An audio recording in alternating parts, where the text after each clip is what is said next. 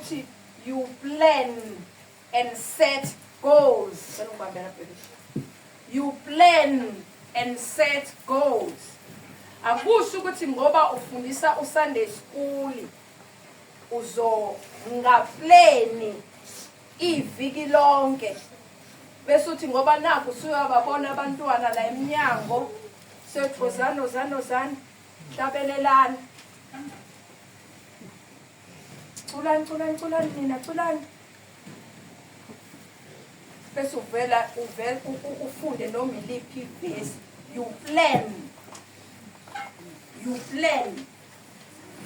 Because these are people. Abantu laba. You have to plan. Moses aphambi kwabo. You have to plan. And you have to set goals. Why do you set goals? You set goals because maqala unyaka kunezinto ofuna zenzeke ekupheleni konyaka. Then you set goals ukuthi lokhu ngizoachieve by the first term of the year, second term of the year, third term of the year, kuze kufike ekugcineni. You plan and you set goals because unikezwe abantu, nawe ungumuntu. You have to plan, you have to set goals. Bese kuzoba u-E. People besikhuluma ngo-P ekuqaleni. Sesikhuluma ngo-E. Uthi equipa, accomplish goals. Equip. You have to equip yourself. Njengoba nje umpostoli ededicate lolu suku lwanamhlanje to equip you ukuthi emsebenzini eniwenzayo nawe ebuntwini bakho, because lento lesisifundo sithinta wonke umuntu, not only othisha abaSunday school kuphela, sithinta wonke umuntu. Usinikeze i-opportunity ukuthi sibe equipped. You have to equip yourself. Acquire knowledge. Read books. Amen. Amen. Ngesikhathi ufuna knowledge, you are equipping yourself. It is very important. And it is tella phezulu, you set goals. Kubalekile ukuthi you accomplish, uyawaqedela ama goals, uyawenza afike ekugcineni to the completion ama goals owabekile. Yikho kubalekile ukuthi ama goals owasethayo akube ama achievable goals. Ungabeki ama goals angekho realistic. Bega ama goals are achievable and you set time. Nemba ilethe landelayo u-O. It's organize activities and lesson well. As Sunday school teachers, as a human being, you must be an organized person. You have to organize yourself. Uthisha ka Sunday school uyaplana. Fanele kubonakala ukuthi umuntu o-organized. Eklasini lakho nje akubonakale ukuthi wena you are organized. Ngoba uplane uqala iviki ukuthi okay, kuleli sonto sizofunda ngesandla sensindiso. As sizofunda ngesandla sensindiso, kune game noma kunethulo ezofuna ngibafundise lona before singene kule sandla sensindiso. You organize yourself. Ungahlukani noGoogle bazalwana, Abantu abaningi bathi, hayi siguglisha yonke. Yes, we Google everything. It's a tool to help us. Khona ChatGPT. It's a tool that is going to help you. Organize yourself. I-lesson plan yakho ayibonakale ukuthi uyiplanile lento, uyikhulekelile, wasesha i-information ngoba awugcini icala, but one day you'll stand before God and account. Kubalulekile ukuthi uma ufika phambi kaNkulunkulu athi well done faithful servant. Amen. Amen. Be an organized person. As a Sunday school teacher, ngelinye ilanga njengoba ngifike nama-chips, I have to organize myself ukuthi mangibabuza into ezobajabulisa, into ezobenza ukuthi bakujabulele ukuza ku-Sunday school njalo. Ukazi ngesonto elizayo umema uzobe esiphatheleni. And leyo nto ibenza nabo bafune yonke into bafundisile yona ukuyazi, because there is a reward that is being organized. You plan i-lesson yakho ozoyifundisa, ubheke enye into ukuthi sikhona yini mhlambe umdlalo esingawenza concerning lesi sifundo esizosifunda. Emdlalweni esiwenzayo noma eculweni ozobafundisa lona liyangena yini lesi sifundo. Amen. Amen. Kubalulekile kakhulu bazalwane. Uphiwe wesibili, provide love, care and trust for the children. Izinto kufanele uyiprovide lezi as a Sunday school teacher, as a parent. Osakhulisa nje abantu abancane nje lalela kakhulu wena. You have to provide your children with love. Provide them with love.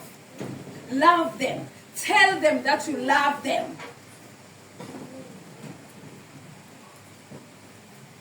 Batshele ukuthi uyabathanda.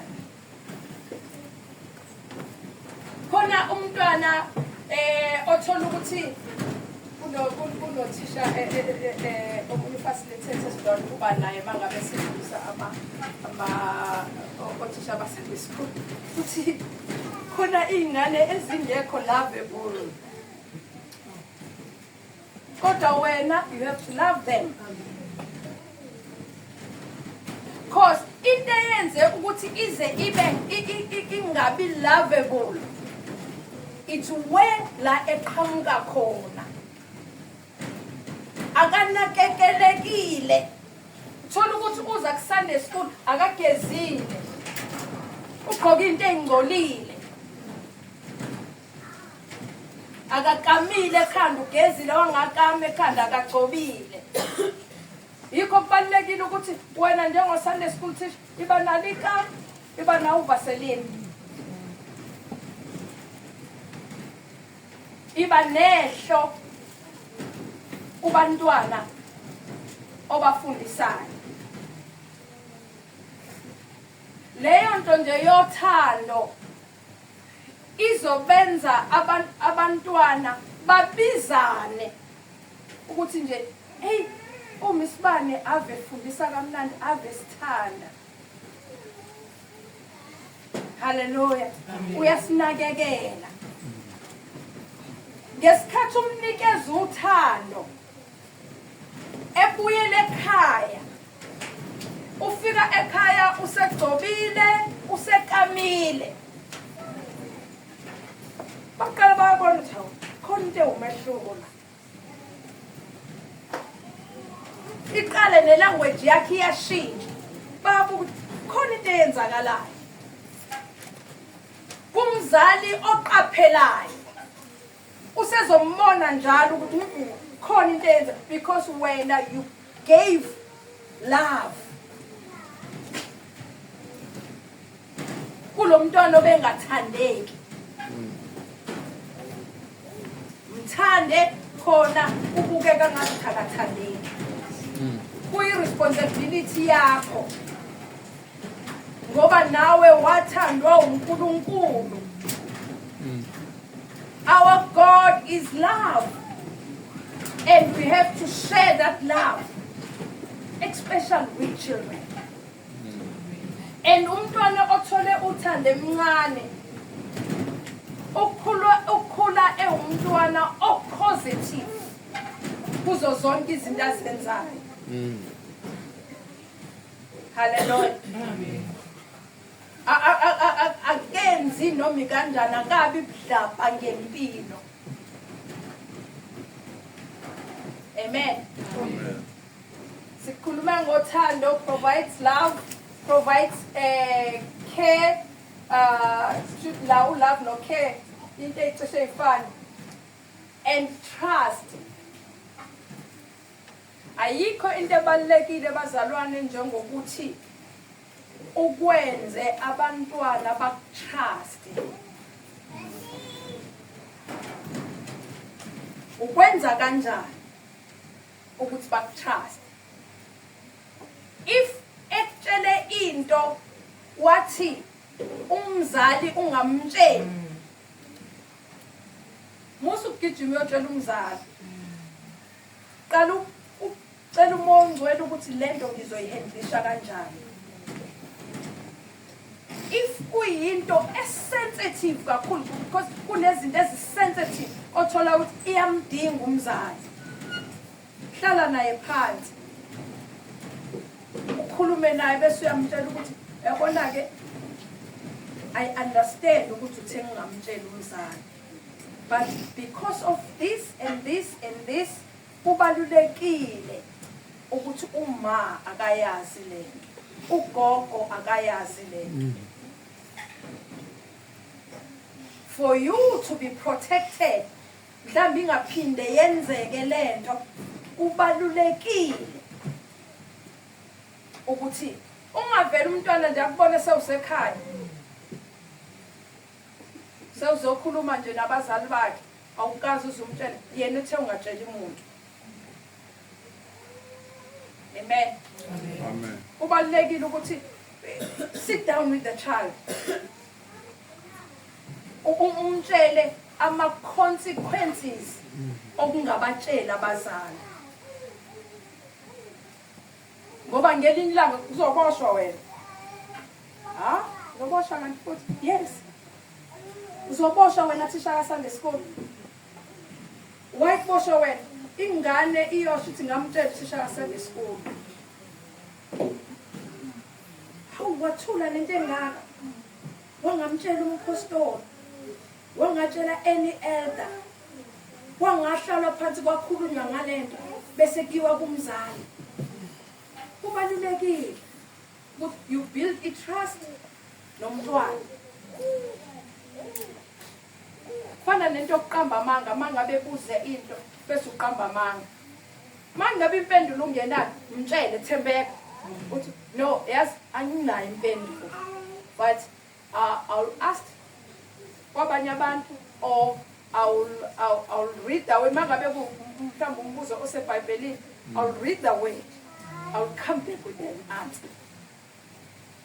Amen. Amen. Kwesinye isikhathi if mhlambe kuseklasini bakubuza umbuzo awunayo impendulo, kubalulekile ukuthi ukhombise ukuthi umdala, ukhombise ukuthi umdala, vele uthi bantu abami nayi umbuzo aningitshele ukuthi nina ngicabangani.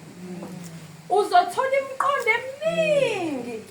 Ngesikhathi uthola imiqondo eminingi, nawe uMongcolo uyakusiza ukuthi usuzoba nayo i-answer kade ungenayo. Amen. Amen. Kanti mawuzovela uqamba amanga, ngoba omunye ukubuza eyazi impendulo, ubuze eyazi impendulo, usefuna ukubona uyabona wena ukuthi uzothini.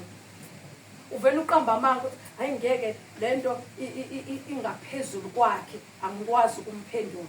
Fanele wehle uye ku level yakhe uyomphendula ngokwe level yakhe. If ungena impendulo bakhona abanye abantu abadala, bakhona abanye abantu ungaya kumpostoli, ungaya kubani, ungenza i-research. Ungamqambeli umntwana amanga ngoba umenza angaphinde akuthembe. Yovela kuphoxa phambi kweyingane athi hayi avuna amanga wena mema. Hey, usholana ukuthi nginamanga? Ha wena mema ngathi ngibuza ukuthi what kanti impendulo ithi. Amen. Amen. Thembeka. Thembeka. And build a trust umntwana. Amen. Amen. Angithi uyobona nawe ubuhlungu kangakanani ufika ukhulume nami. Uzwe indaba yakho isikumama umkhisi. Manje nje kubalekile ukuthi asithembeke and build the trust kubantwana. It will build them to be trustworthy people in the future. Amen. And leaders lead the children in ways that will please God. And you have to be a leader. You have to be a leader and leading with the ways that is pleasing to God. Ngashara ngo Matthew chapter 18 verse number 10 ukuthi ingelosi zabo ziba phambi kukaNkulunkulu njalo kwakhuluma uJesu lapha. Amen. Kubalekile ukuthi wazi ukuthi abantu bakaNkulunkulu lapha uyabathanda. Lead them ngendlela esenhlizweni kaNkulunkulu. That is why ku Proverbs lithi kaNkulunkulu khulisa umntwana ngendlela ekuyakuba ngeyakhe. Kuyothi mayisekhulile angasuki kuyo. Yiphi indlela ekuyakuba ngeyakhe? Izindlela zikaNkulunkulu. Amen. Amen. Izindlela zikaNkulunkulu. Enye into kubalekile ukuthi be an example as a leader. Don't be a board eshoyo ukuthi indlela iye verelem kodwa wena umile awuye verelem. Amen. Amen. Ababone kuwena abantwana as a leader. Uba leader eyintweni zonke ngendlela right and teach them to be leaders. Because kubalekile ukuthi usane school wenza ama groups, kulawo ma groups kubalekile ukuthi akube khona i-leader. Ubashintsha shintsha ngelinye ilanga i-leader ilo, ngelinye ilanga i-leader ilo, ngelinye ilanga i-leader. Because you are instilling the character of a leader. And you lead by an example. Bese kuzoba i-alphabet yokugcina u-E. Encourage the children to action out of they have learned. Hallelujah. Amen. Kubalulekile ukuthi you encourage them. How do you encourage them? Ngezinto zenzayo. Angithi ubona njengoba kade ngibapha ama-sweet ngibapha ama iya-encourage lento ukuthi next time makuthi uyafika sengiyokwazi ukuthi safunda ngama-pillars of character awu-7. Hallelujah. Amen. Suthola i-reward. Encourage your children. Akungabi wena oba-demotayo oba-discourageayo. If esho i-answer engekho right, mu-encourage ngokuthi umkhombise into e-right, usho into e-right. Wena wisdom. Wena ulaleli. kade siyifunda lento uzoyazi kanjani if ungam-encourage. Hallelujah. Amen. Kubalulekile ukuthi sazi ukuthi abantu laba people abantu laba esibanikezwe uNkulunkulu abantu laba esibe abantu we plan masiya kubo asenzi into yokugcina icala. We equip them. We are organized enough ukuthi sibasibone ukuthi si organize izinto esizenzayo siyazi even isifundo uma uzosifundisa you organize it well. You provide love, care, trust, and you lead by an example. Number into yokugcina u-E, you encourage abantwana. Hallelujah. Thank you so much. You encourage them. Hallelujah. Kubalulekile ukuthi you encourage them. Awenzi nje lomi kanjani. Asiye ke kwisandla sensindiso. Gospel hymn. Funa abantwana balahlekile abedukile ezintabeni ozanikimi kwasho uJesu uzobasindisa abantwana. Funa abantwana balahlekile abedukile ezintabeni ozanikimi kwasho uJesu uzobasindisa abantwana.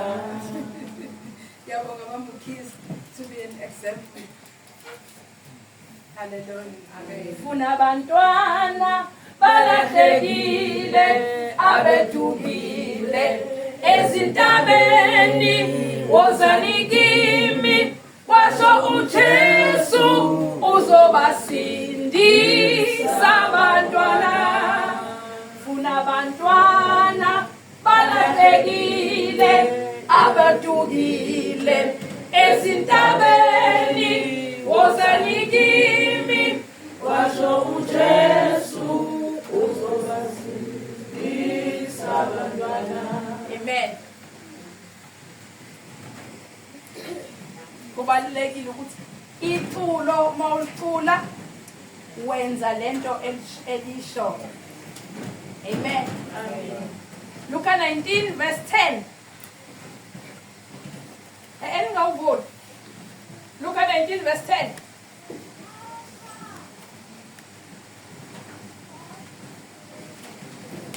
Luke 19 verse 10. Funa abantwana balahlekile abedukile ezintabeni wozanikimi kwasho uJesu uzobasindisa abantwana. Luke 19 verse 10. Ngokuba indodana yomuntu ize ukufuna nokusindisa okulathekileyo. Funa abantwana balahlekile abedukile ezintabeni wozanikimi kwasho uJesu uzobasindisa abantwana. Amen. Amen. Luke 19 asho sonke. Luke 19 verse 10. Asho sonke Sunday school. Luke 19 verse 10. Luke 19 verse 10. Luke 19 verse 10. Luke 19 verse 10. Ngokuba indodana yomuntu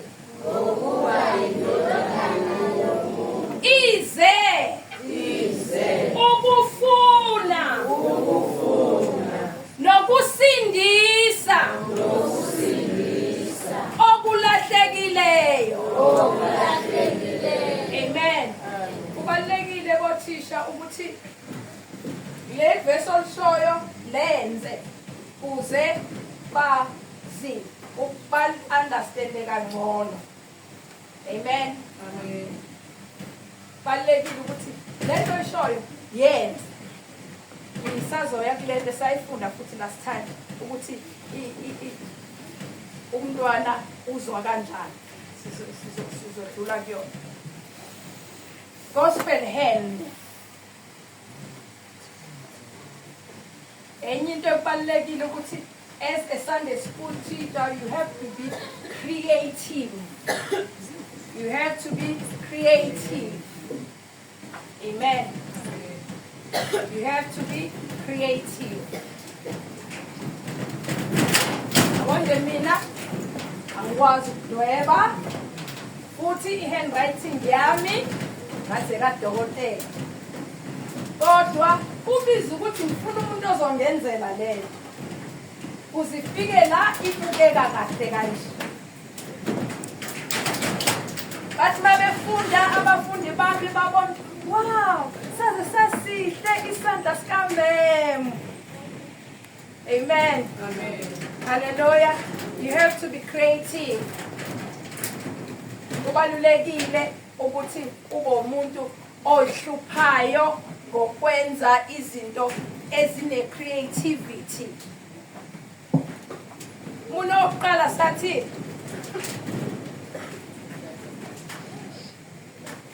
Muna oqala sandla phezulu bazalwane. Muna oqala mama Mkhize. Siyabonga mama. Ngiyisoni.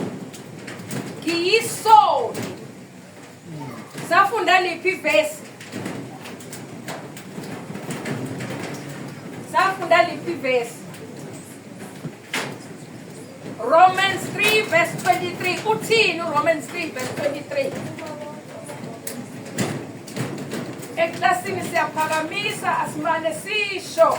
Siyaphakamisa eklasini. Ngoba sesivele sasho ke ngokuba bonile bonke basilalelwe inkazimulo kaNkulunkulu. Kubalekile ukuthi bafundise abantwana ngoba omunye okhuliswa umama uMkhize nje uyazi ukuthi akawaqamba amanga akebi umntwana kaNkulunkulu. Manje why uthi uyisoul? Sekufanele kubuyele emuva. Uthi njengoba singabantu wonke umuntu uzalelwe esonweni. uNkulunkulu wasensenzela umusa ngoJesu kuze sibuyele kuye. Umuntu oqala owenziwa emhlabeni uAdam kanye noEva bona basebenza ukuthi wonke umuntu ozalwayo azalelwe esonweni. Ngakho ke uNkulunkulu ngenxa yokuthanda nalo waseenza ukuthi sikwazi ukuyela kuye. Ngokwenzani? Muno wesibili. Oqala I am a sinner muno wesibili. Akwazi ukuphamisa umama uMkhize yedwa.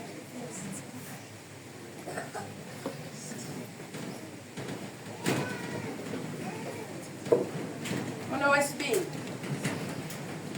ngokuba bonke bonile basilalelwe inkazimulo kaNkulunkulu. uNkulunkulu wayenzani ngesikhathi basilela ngenkazimulo yakhe? Wayekhombisa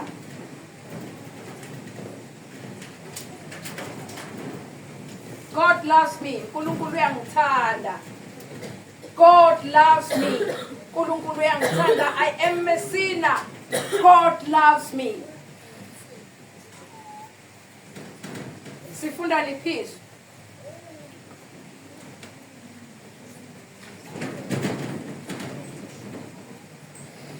Ngoba kuphakamisa umama uMkhize yedwa. Umama uMkhize ngicela ukupha ama-pillars of character.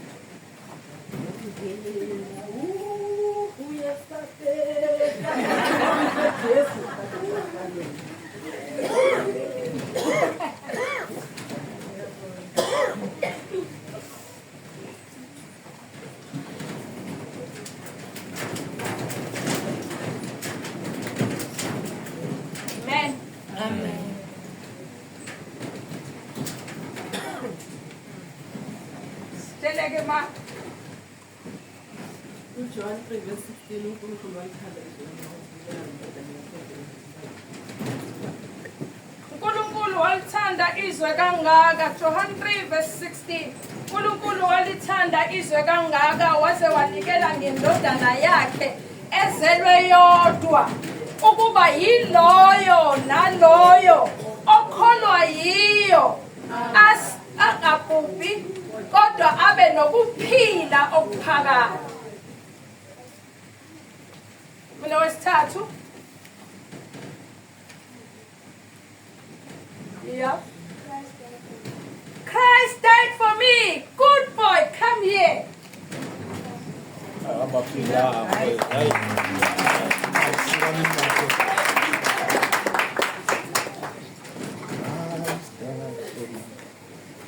Christ died for me. Hallelujah. Safunda liphizwi. Christ died for me. 1 Corinthians chapter 15 verse number 3. Uthini 1 Corinthians chapter 15 verse number 3.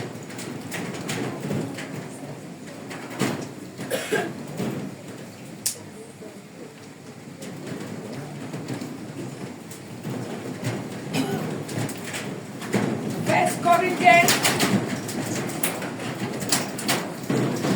chapter 15 verse number 3.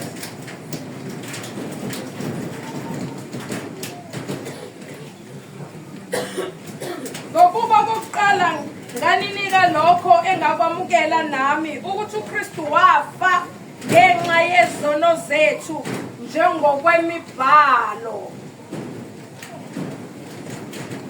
Amen. I am a sinner. God loves me. Christ died for me. Number 4.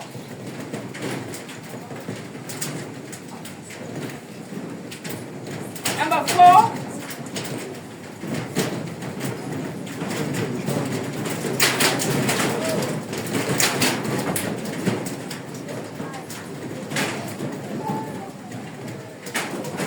Number 4.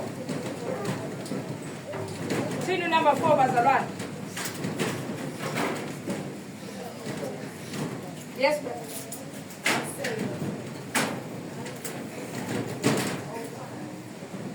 Number 5, Lord. Number 14. This is in Shiloh. I am saved. I am saved. Sifunda kuphi? Sifunda kuphi? Acts chapter 16 verse number 31. Izenzo chapter 16 verse 31.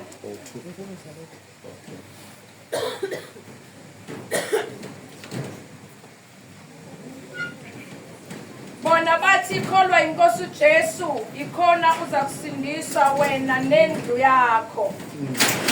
Hallelujah. Amen. Isoni uNkulunkulu uyangithanda. God loves me. Christ died for me. I receive him. I am saved. Hallelujah. It is very important ukwenza i-altar call. Mawufundise nje kahle kubalulekile kakhulu ukwenza i-altar call ngoba ufike uthola ukwazi ukuthi uyisoni ekubeni isoni kodwa uNkulunkulu uyamthanda. Wangagcina nje ngokumthanda uNkulunkulu wafa uJesu.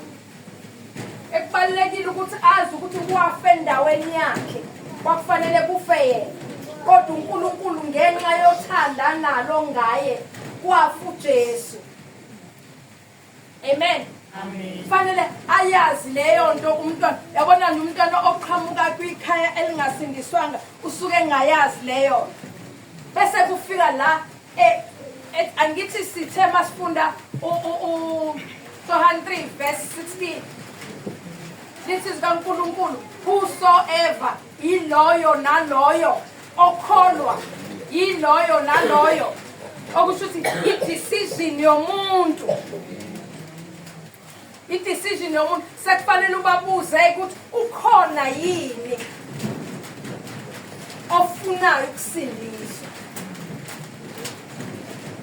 Yiso uJesu uNkulunkulu uyakuthanda, uJesu wakufela, uyafuna nokusindiswa,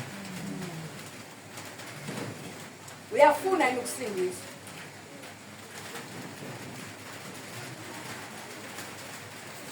Mawusukwenza lokho kufanele ubanikeze isikhathi to respond to the call. They are not responding to you, but they are responding to the call of God. Because lithe izwi kaNkulunkulu iloyo naloyo okholwayo. Uyakholwa yini ukuthi kaKristu?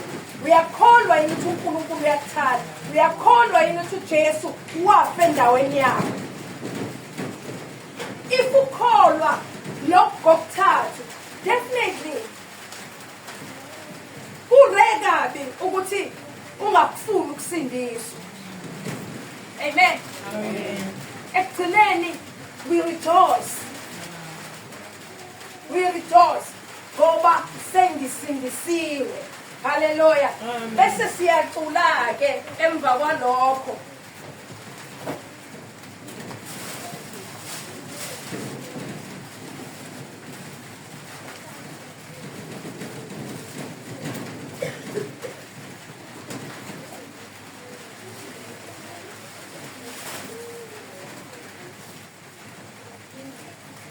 Wakumnyama enhlizweni yami kwaze kwafika umsindisi, ngegazi eliyigugu kumhlophe njengeqhwa, incwadi isho ngohamba ngomgaqo wegolide, ngosuku olumangalisayo kwahlanzwa izono zami.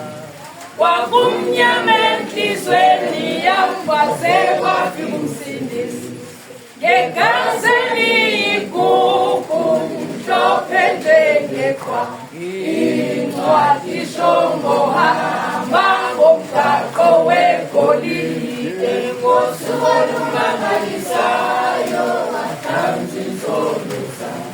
Cela ngihlukaniselane othisha ba-Sunday school. Why ngithenge lezi? Ngikhombisa ukuthi ungasebenzisa noma yini.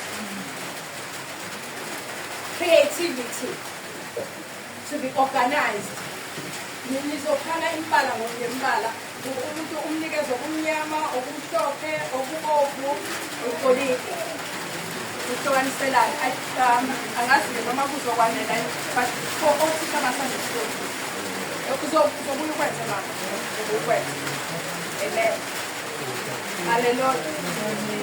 Yabo ukuthi wengeke ukubabaye ukuthi hayi khona xa uthema ebona ngithi ngoni sakhatheka sesizokhuza. Amen. No, asibuzi lutho. We are being creative as Sunday school teachers, because kubalulekile ukuthi sibe creative. Hallelujah. God is just trying to tell us to go.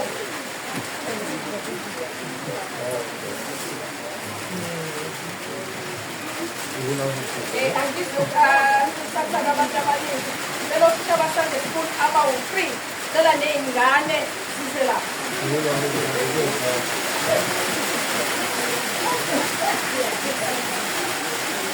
Othisha abawu-free.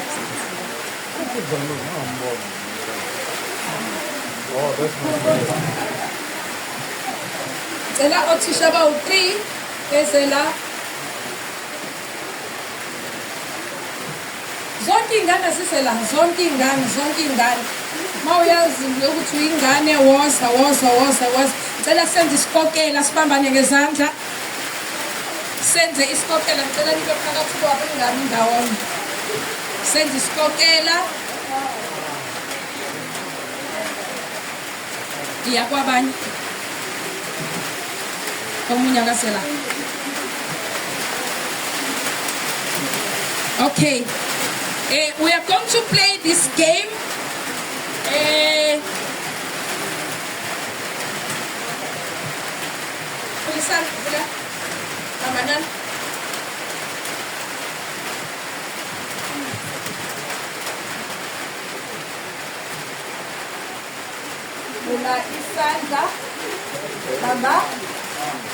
Okay, lama hula hoops. Ngicela ahambe leyo ayihambe izozofika la. Le ayihambe awatry. Ukuthi azohamba kanjani angazi. Kodwa kufanele abe ehambile izandla asizihlukanisi. Asizukuhlukanisa izandla. Fanele kodwa ihambe yona. Ofike yahluleka kuyena uyaphuma egameni. Hallelujah. Ofika yahluleka uyaphuma egameni. Let us start now. 1 2 3 start. Go. Go go go go go go go. Ayele Leana, ayele.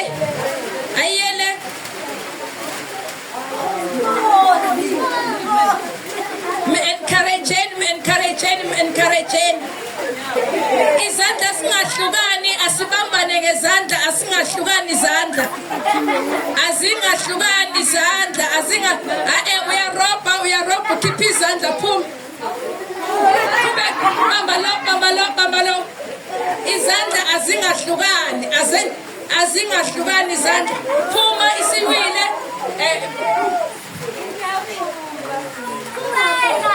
Babanan ayiqhubeke. Mangabe seyiwile uyaphuma. Izandla zibambene.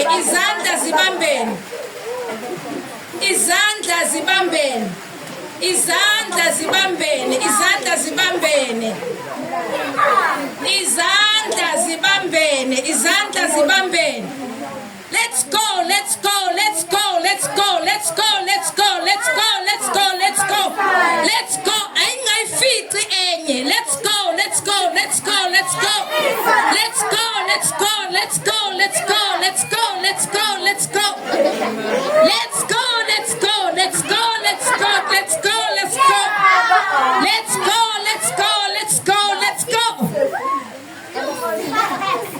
Hallelujah. Let's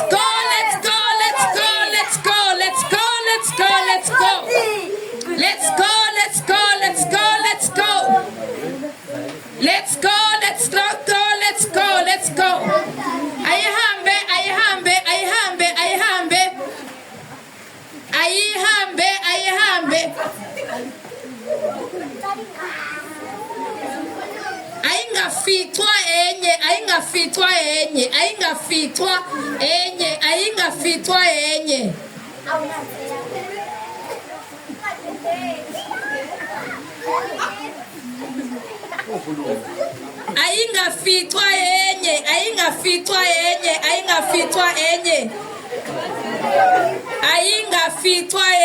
Ayingafitwa enye.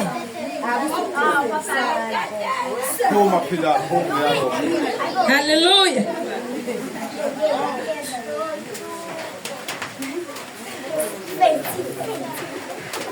Ayingafitwa enye.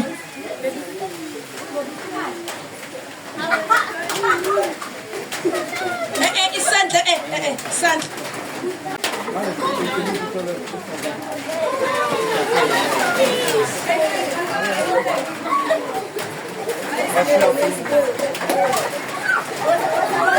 Let's go.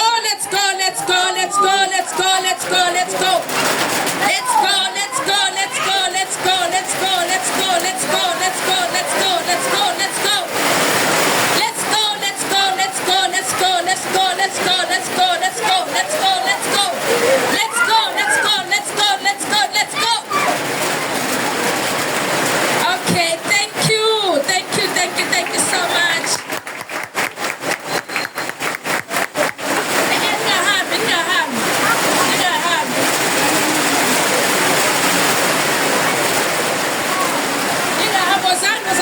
Zan.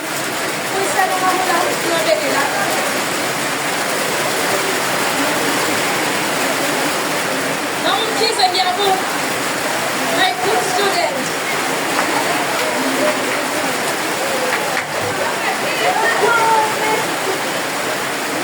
Asibuyeni siphinde sibambane ngezandla, asibuyeni sibambane ngezandla.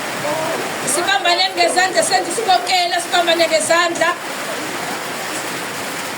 La sidlala umdlalo wezambane elishisayo. Izambane elishisayo.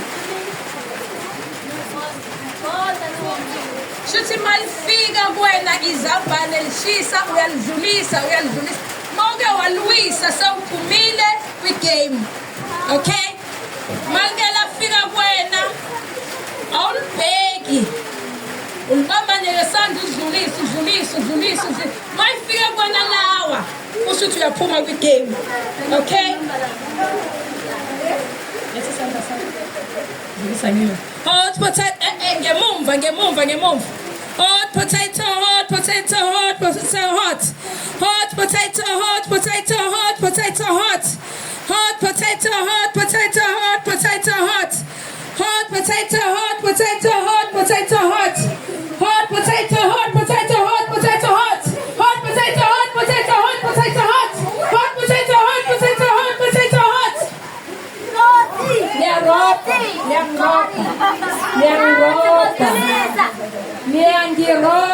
Niyangiroba. But ke bengini khombisa nje some of the games ongawenza nabantwana for ice breaking. Ukuthi nje asiloke sifunda njalo sibuye sidlale. And kubalulekile ukuthi nathi as Sunday school teachers we interact kuleyo mdlalo. Hallelujah. Makuthiwa sidlala nje umdlalo mhlambe I don't know whether ibhola likhona yini. Masidlala ibhola ave bejabula mabekubona mama umkhize ugijima nabo. Thola ukuthi bazokuhleka. Iyona into ebajabulisayo. Uthi sifuna ukubona ukuthi uzolibamba yini. Yabo izinto ezibalulekile. Lezo zinto zibenza ukuthi baku-enjoye ukuze enkonzweni. Ama-games kubalulekile. Okay, sizokwenza kwi-second session okwebhola. Kubalulekile ukuthi asibe nawo ama-games. You create ama-games ngokwakho. Okay, kube khona igame ongakazi uzuyizwe ndawo. Uyibona ukuthi yazi ngabe excite lento. Then mhlambe mawunabo abantwana ekhaya uqale nabo ekhaya uyibona ukuthi izo materialize kanjani. Then sufika ku Sunday school sewenza leyo game and bayakujabulela ukudlala. Amen. Singahlala phansi.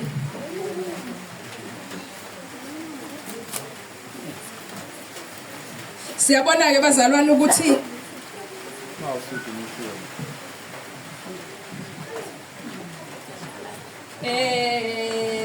ubani kade ngiphendula futhi ngizomupha i-gospel hand.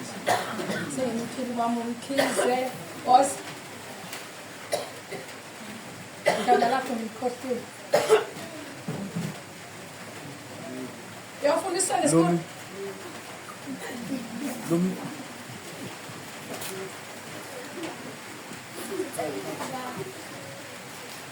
Hallelujah. Sesingena ke esifundweni sokuthi abantwana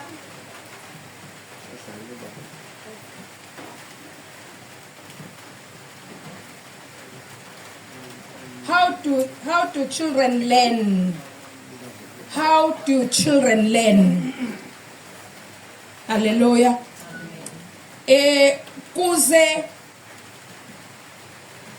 uba understand abantwana kubalulekile ukuthi ukwazi lokho.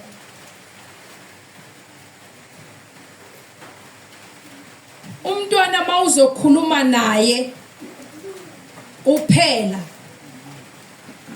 lento oyikhulumile ngisho ungakhuluma i-hour lonke uba kwazi ukubamba only 10% of what you were teaching. only 10% out of 100%. Ukhulumile i-hour lonke kodwa into ayibambile it amount to 10%. It's the way umuntu adalwe ngayo. Then okwesibili kuze kube u60% kufanele ezwe aphinda bone lento omfundisa yona awuthi uyikhuluma bese eyayibona. Lokho kuzokwenza ukuthi entweni obafundise yona bakwazi ukubamba u60% of it. Amen. Indlela nje umuntu wonke adalwe ngayo. Bese kuthi just like myself mina angikuzwa mangingakubhekile. Ungangithembi nje ukuthi ngiyakuzwa mawukhuluma nami ngingakubhekile. Mina ngizwa kakhulu ngamehlo then amadlebe. Amen. Hallelujah. Amen. Bese kuthi u70% it's where ekuzwa ebona bese yasho naye. Fanele ezwe abone bese yasho. That is 60%. Then u90% kubizwa ukuthi akezwe abone asho bese yenza. Lento omfundisa yona kubalekile ukuthi akayizwe ngesikhathi uyisho. Ayibone. Yikho kubalekile ukuthi iba creative. Uzezoyibona. Hallelujah. Mayiseyibonile bese eyayisho naye ashemva kwakho repeatedly. Angayisho ngenhliziyo but ayisho out loud. Ngoba the time eyisho out loud iyangena endlebeni yengqondweni yehli enhlizweni. Amen. Amen. Then kuze kuba u90% kubizwa ukuthi lento kade umfundisa yona akayizwe akayibone akayisho akayenze. Lapho ke unesho ukuthi lento omfundise yona ubambile u90% of it. Akulula ukuthi abambe u100% kodwa if ezozwa abone asho enze kulula ukuthi ayazi ngesonto elizayo noma ngonyaka ozayo lento okade umfundisa yona. Amen. Biza ukuthi ke be creative ngaso sonke isikhathi. Yonke isifundo osifundisayo akube khona ukwenza kusona. Akube khona into visible ebonakalayo. Athelalele ngoba vele uzobukhuluma athele kodwa uyabona. Bese ayasho naye bese eyenza lento yesifundo osenzayo.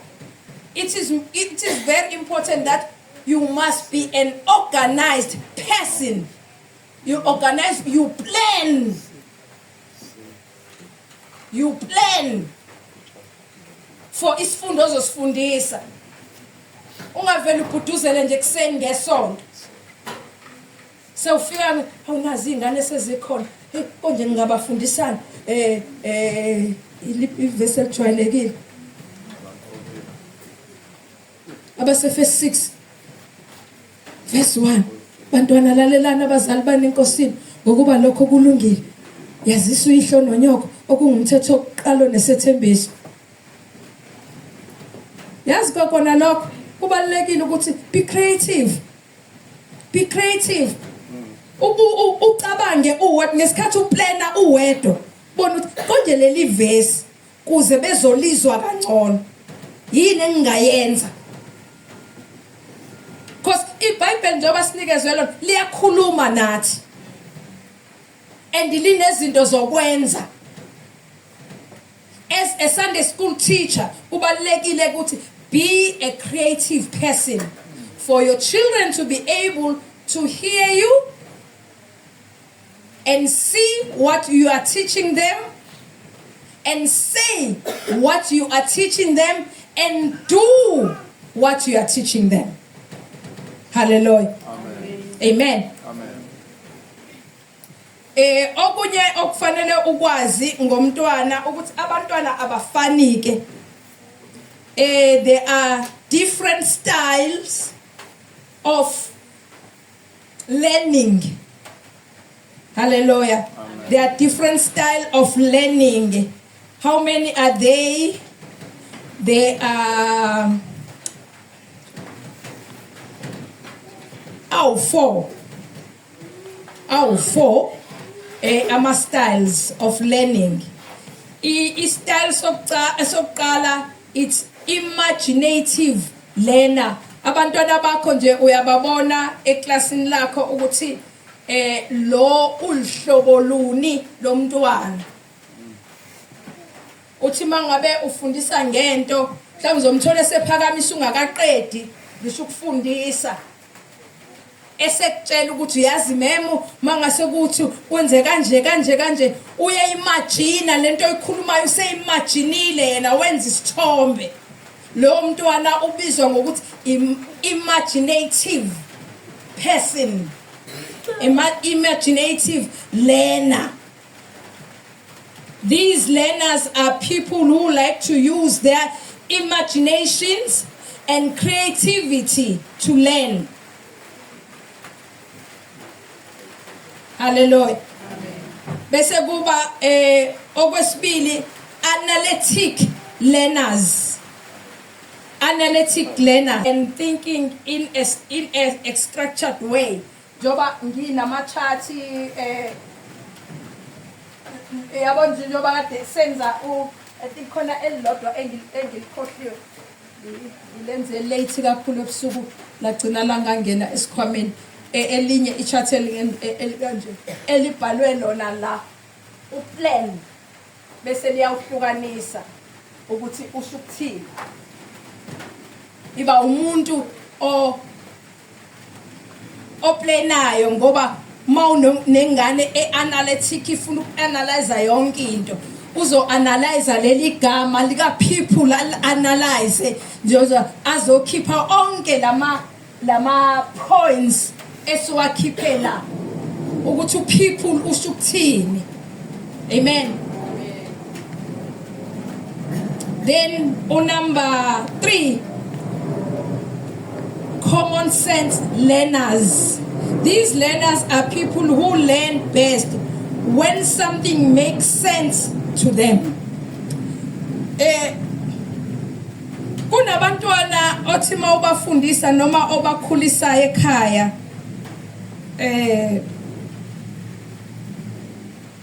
they understand better if lento omfundisa yona it makes sense to him or her.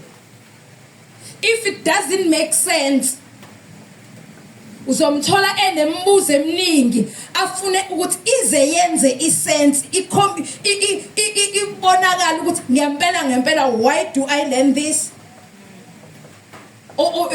Uyabaza abantwana why why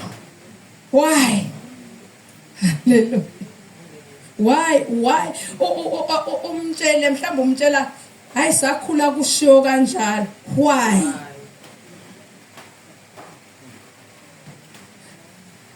lo muntu usebenzisa common sense ukuthi why should I do this? Kwasisikhathi kungisiza ngani? Uyasifuna isizathu njalo. Hayi ngoba esuke edelela. Abazali abaningi ke mayisethi why hey suka lana wena hey yavuna isicefe uthanda ukukhuluma ngesikhathi wenze njalo uyayehlisa iself esteem yakhe uyayehlisa even curiosity yakhe, ngoba the time curious he or she learns better. Amen. Kubalekile ukuthi mayethi why mchazele ukuthi kungani ize yenze isense nakuyi. Amen. Hallelujah. Number 4, dynamic learners. Dynamic learners ke bazalwane abantu engingathi bakufaka yonke lento le yokuba imaginative learner, yokuba a common sense person ofuna i-common sense kuyo yonke into eyenzayo, umuntu analytical. Amen. Lona lelo gama. Hallelujah. Amen. What it's this child, he or she is so dynamic kuzo zonke izinto azenzayo. Mhlambe umnikeze umsebenzi wathi akenza ukuthi uzofika kuwena, angilinganisa nje ngeverse, umnikeze iverse athi mayesefika nalo next week usefika udwebile something wayichaza, ufike walimagina leli verse ukuthi okay mhlambe kwakuchaza ukuthi wayidweba leyo nto, wachaza ukuthi kwakwenziwani la, why kwakwenziwa lokho. Umntwana khona abantwana othola ukuthi uthanda iTV kakhulu but akathanda uPopeye njengengane zonke. Izinto ezilalelayo zingaphezulu kwakhe. Uzuyibuza, it's because ufuna i-common sense ngasonke isikhathi wenza izinto engaphezulu kwakhe ezinhle. Amen. Izinto evele zikumangaze kwesinye isikhathi nawe umdala uthi yazi bengeke ngicabangeke kanje. Amen. Badaliwe ke abantu banjalo, bonke nje abantu banjalo. Sekufanele ubafunde abantwana bakho obafundisayo noma abakhulisayo ukuthi lo umthetho wakhe izinto uyazimagina kakhulu, uyasidweba isithombe sazo. Lo uya-analyze, lo ufuna isense kuyo yonke into, lo udynamic uphethe konke. Amen. Fanele ubazi abantwana bakho ukuthi bangabantwana abanjani. Hallelujah. Amen. Enye into ekubalekile kusifunde ukuthi kubalekile ukuthi esifundweni sakho, I think ngakhuluma last time go life is a journey if I'm not mistaken. Sakhuluma life is a journey. If singakhulumanga ngawo it's fine. Esifundweni sakho sikhulume ngawo life is a journey ukuthi impilo iwuhambo. Yes ngakhuluma. I remember. Impilo iwuhambo. Impilo nje iwuhambo. Uhambo lomuntu luqalaphi? Luqala the day econceiviwe. So eseqala uhambo lwakhe. Kubalekile ukuthi abantu abazi ukuthi the day econceiviwe uma wakhe seqalile njalo uhambo. Sekubalekile kumama nobaba ukuthi abaqale bamkhulekele, bamfihle egazini lika Jesu. Sekufanele baqale baye kuNkulunkulu bayobuza ipurpose yalomntwana engakafiki. Athi afike uNkulunkulu seyirevealile ipurpose yakhe.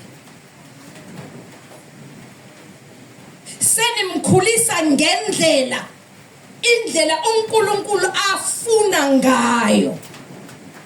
Ngoba you know ipurpose ayizele emhlabeni. Because akekho umuntu ofikile emhlabeni oze just to invade the space adle bese yafa. Wonke umuntu unohambo alubekelwe. Wonke umuntu mayefika kune purpose kaNkulunkulu ephezulu kwempilo yakhe. Kubalulekile ukuthi as a parent you must know ipurpose yomntwana.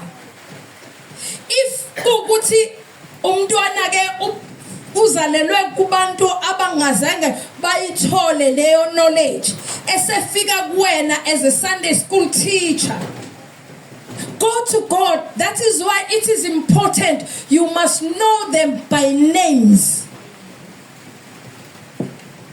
When you pray, you call them by names. Babize ngamagama, ungababizi ngama nickname. Mbize ngegama lakhe. And God is faithful enough ukukutshela ukuthi iyini ipurpose yalengane. Then usuyaqala ke uyamshape kulolu hambo lwakhe kuze akwazi ukufulfilla ipurpose kaNkulunkulu ngempilo yakhe. Akekho umuntu uNkulunkulu amdedelile emhlabeni ukuthi amdedele without a purpose. Wonke umuntu uNkulunkulu amdedelile, umdedele ne-purpose. Khona izinto eziyokwenziwa uye kuphela engeke zenziwe omunye umuntu. Ngisho abanye abantu bangathi bayam-imitator, they will not be the best like yena ngoba yena uhamba kwi-purpose yakhe.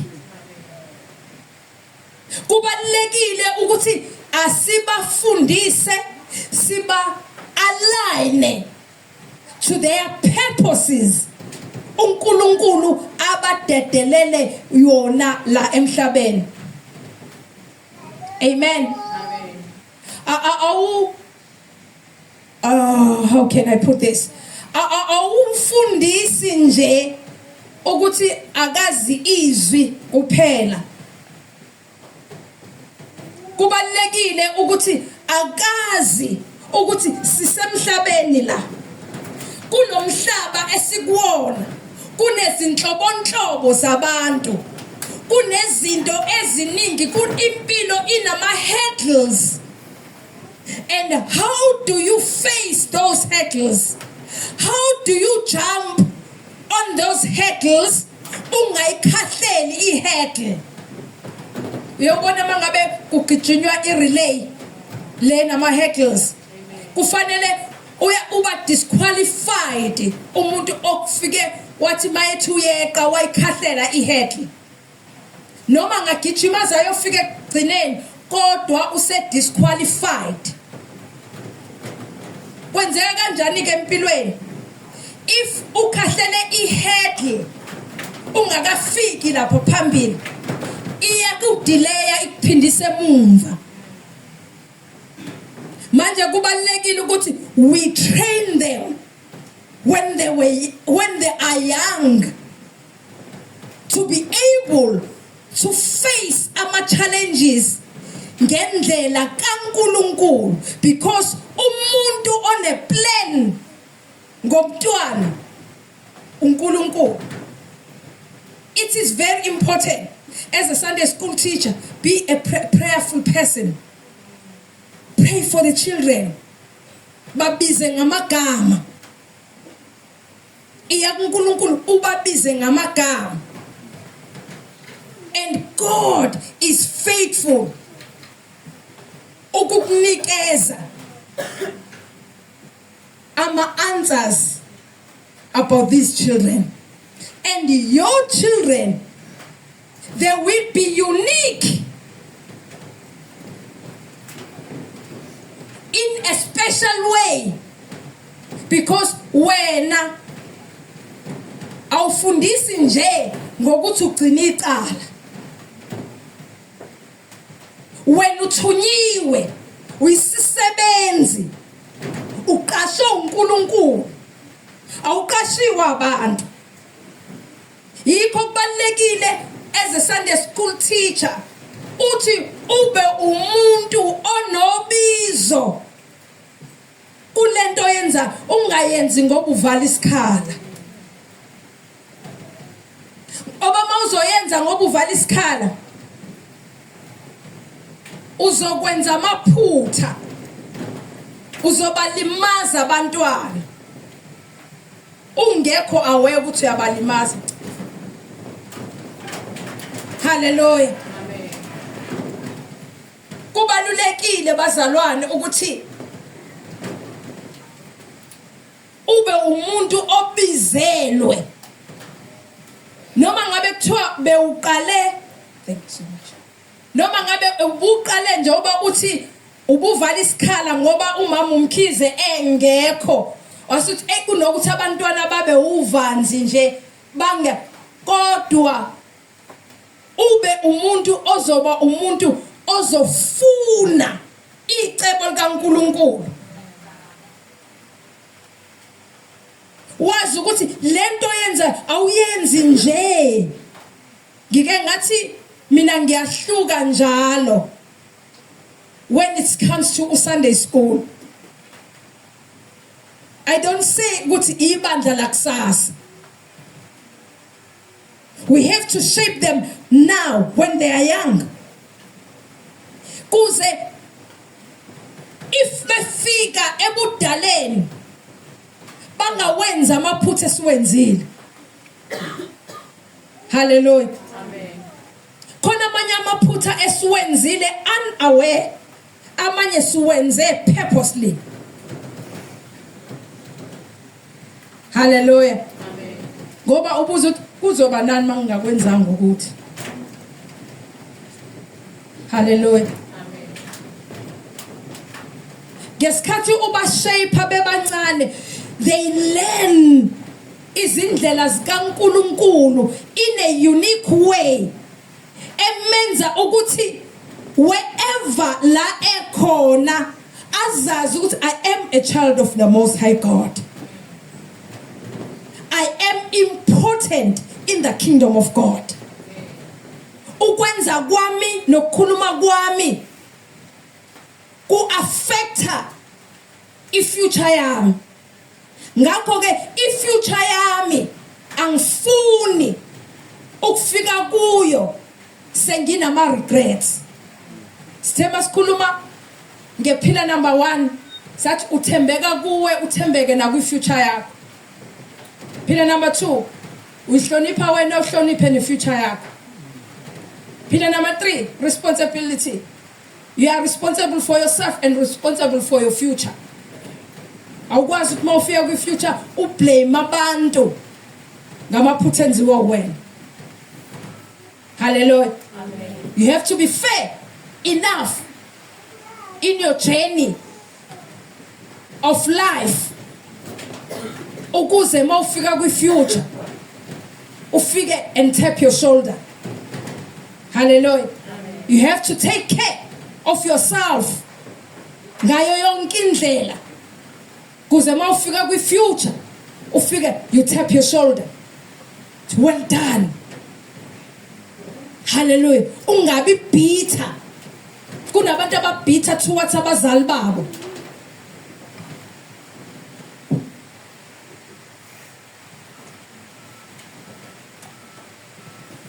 nje ababhitter towards abazali babo.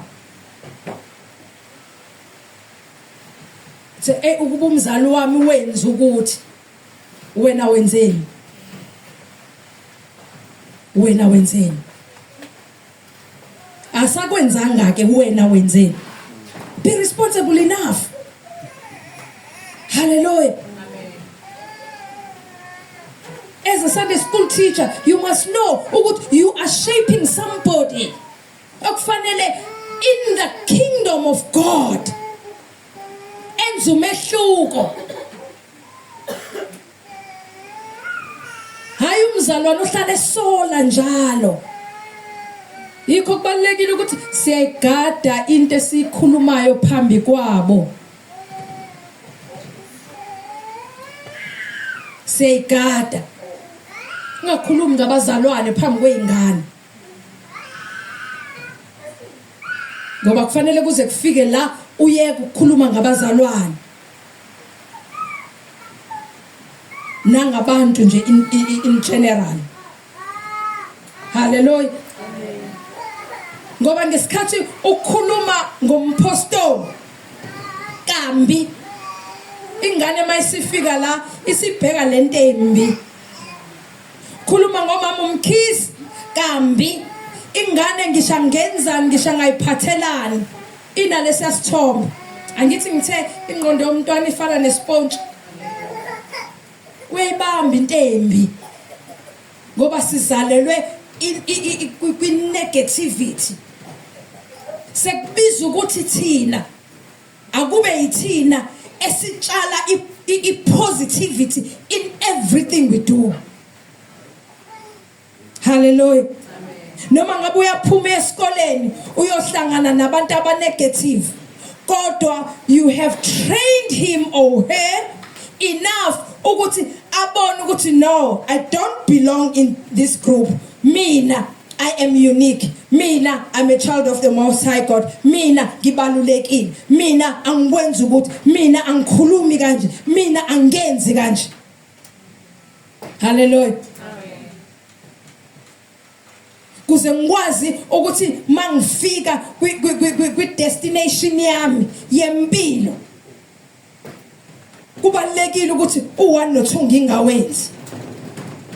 Ukuthi abantu engihlezi nabo bayakwenza akusho ukuthi mina fanele ngikwenze. I have to do isinqumo sami. Power of decision. Hallelujah. Izinto kufanele uyifundise ukuthi une power phezu kwempilo yakho to decide to do good or to do bad. And if you do good, kunama results akhona amahle azokujabulisa. If you do bad, kunama results akhona azokukhalisa. Uyafuna ukukhala? Cha, angifuni ukukhala. Then it means wena you have to do good. Noma ngabe abantu benza ubad, kodwa wena you are doing good because you want to see good results. Amen. Amen. Hallelujah. Amen. It is very important. Ngesikhathi ufundisa ngesandla sensindiso, ubuza ukuthi ukhona yini ofuna ukusindiswa. Enza that decision yokuthi ufuna ukusindiswa. Usuyamtshela ngesinqumo sakhe ukuthi lesi sinqumo sakho siyohamba nawe impilo yakho yonke. Khona la sizokuvikela khona ungenawo amandla okuzivikela. Kume isinqumo sakho. Hallelujah. Amen. Izinto ekubalekile ukuthi abazifunde bebancane. Hallelujah. Amen. Power of decision. Khona inofuna ukusindiswa. Ubatshele ukubaluleka kwensindiso.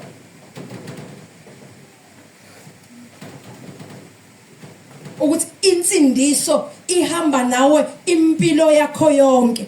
Insindiso khona la ikuvulela khona iminyango obungeke uyivulela umuntu.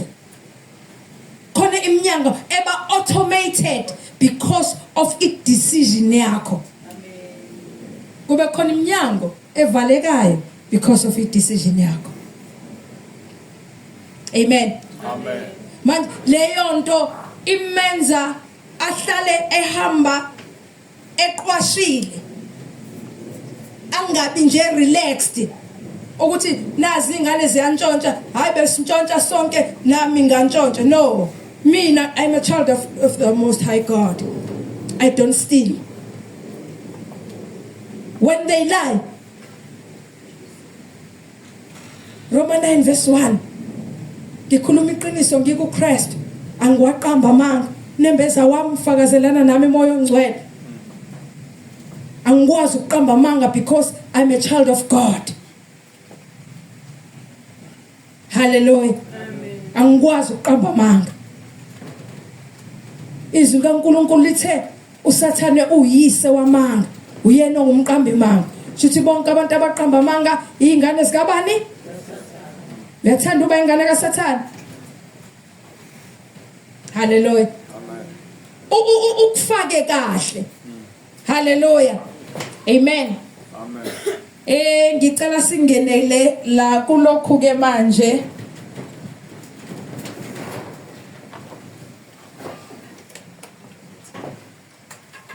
Oh Jesus.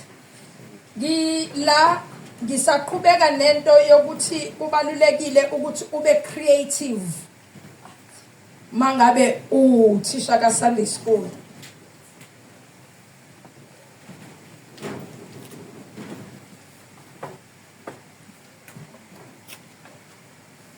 Okabani lo sweet?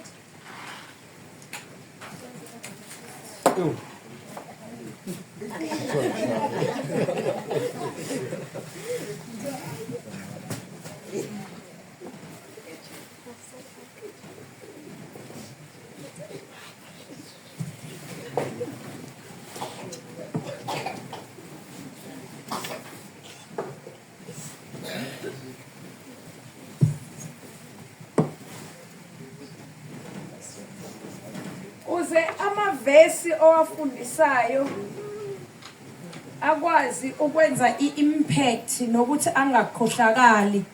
Ubalekile nje ukuthi ngesinye isikhathi uyifunde into yokuba creative. Ubani nje ongangitshela ukuthi mangiphethe iGreater iliphi izwi ongalihlanganisa neGreater? Yes.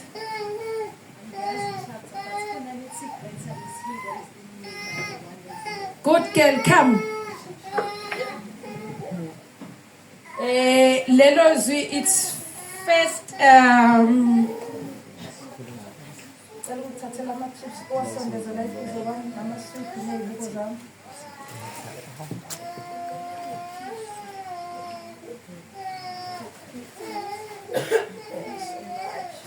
Tandani sweet no mama chips. Okay. How? Balukulma. Amen.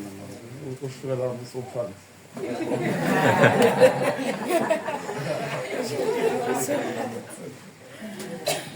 Asilungiseni ke le. Amen. Silungisi baba unawushukela wakho.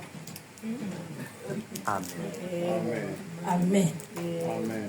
Silungise ngoba sinabantu abasilalele. Amen. Asikho isifo kweyesakho. Amen. Isifo masikhona emzimbeni wakho sitrespassile. Singene ngembobo kufanele siphume, awukwazi ukusowna. Ngoba ngesikhathi usowna ushukela wami, iBP yami, izinto engane ezokwenza ukuthi nje ihlale nje ikhumbula. Emayibona watch and pray.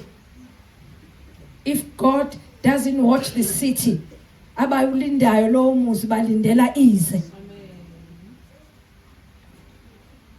That is amahubo 27. Hallelujah. Amen.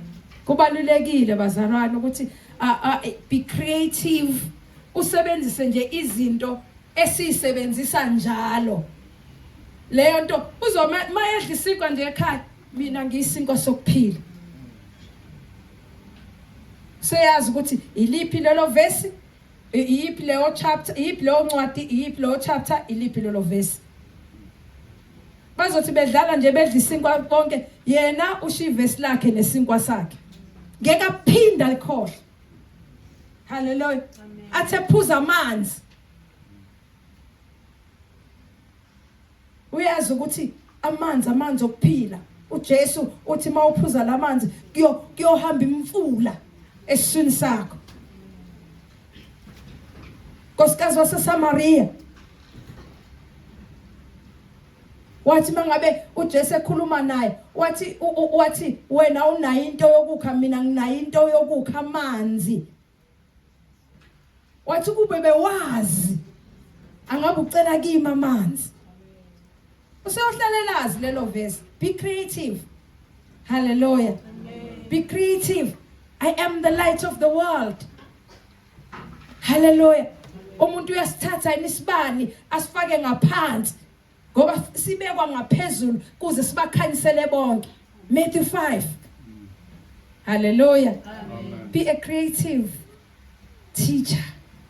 Hallelujah. Amen. And your class will excel.